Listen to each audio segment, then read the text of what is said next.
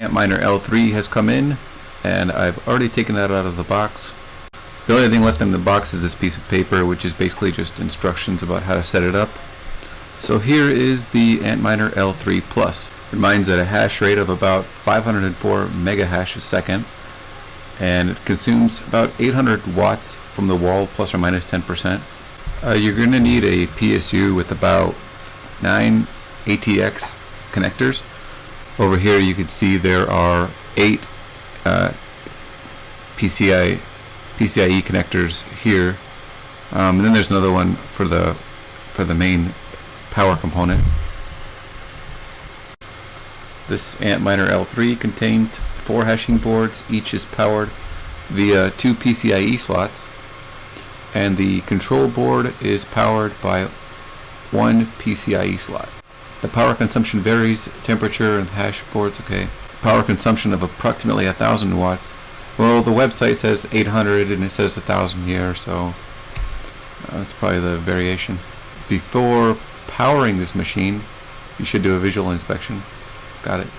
And then it just tells you about how to, let's see, particular attention to the following before powering this device. Each hash board has 2 PCIe ports, okay. Inspect the cables when powering up the device.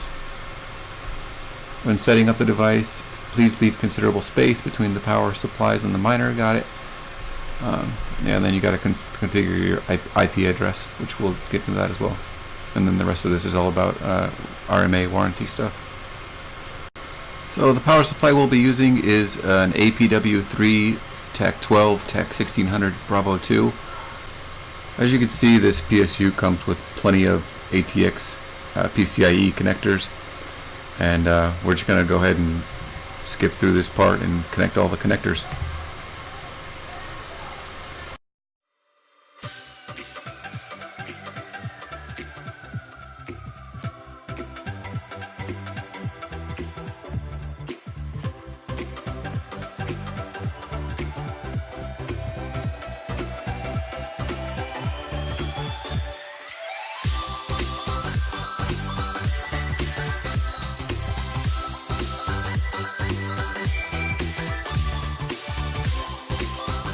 The power supplies from Bitmain don't support 110, 115 volt power outlets.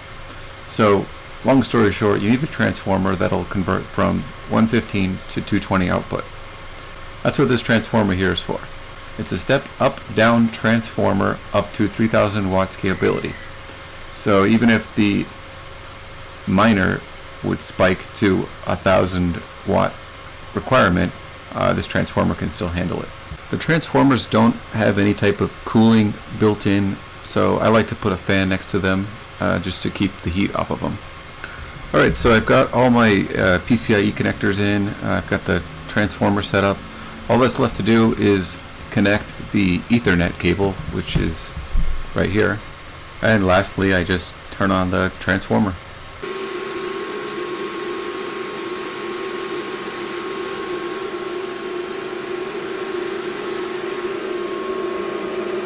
Alright, so you've just connected your miner and you haven't set anything up. You haven't told it how to mine. All you've done is connected it, and you've connected the network cable. So the first step is to find your miner on the network. In order to do this, you're going to need to log into your router and locate the new device. It's going to give you an IP address. Go ahead and navigate to that IP address. You're going to get a screen that looks like this. The username and password is root, R-O-O-T. Alright, so once you get into the miner, you've got to go to configuration. This is where you'll be setting up the pool that the miner is on, the worker name, and the password. Of course, you could use any pool you'd like. In this case, I'm just going to be using Antpool because I already mine Bitcoin with them. To start, simply go to the top left and change this to Litecoin. Before you can even add a new worker, you're going to have to create a sub account in the Litecoin pool, and in order to do this, you're going to have to go to settings first and add a sub account. So once you've made a sub account, you'll then be able to create your worker.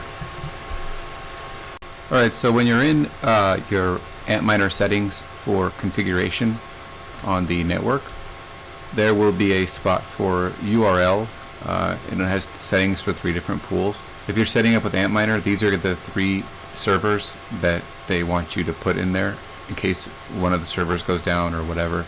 It'll automatically start mining on the next server, which are the 888, 8, 443, and 25. And when you're filling out your miner configuration, you're going to see a screen like this. There's 3 fields for each pool.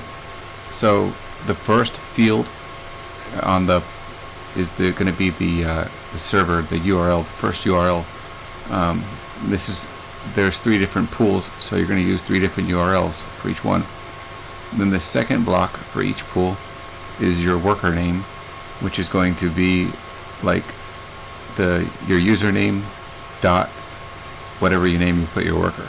Like if your username is fish, and then dot, and your worker's name is taco, it's going to be fish.taco.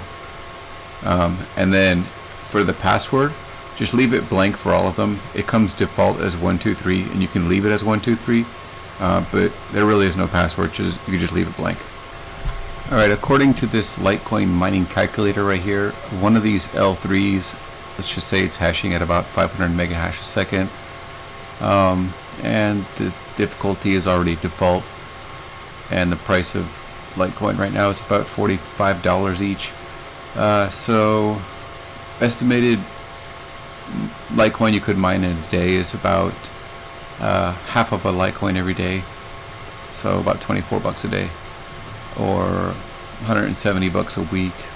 Alright, hopefully this little review / tutorial was useful. If you did enjoy this L3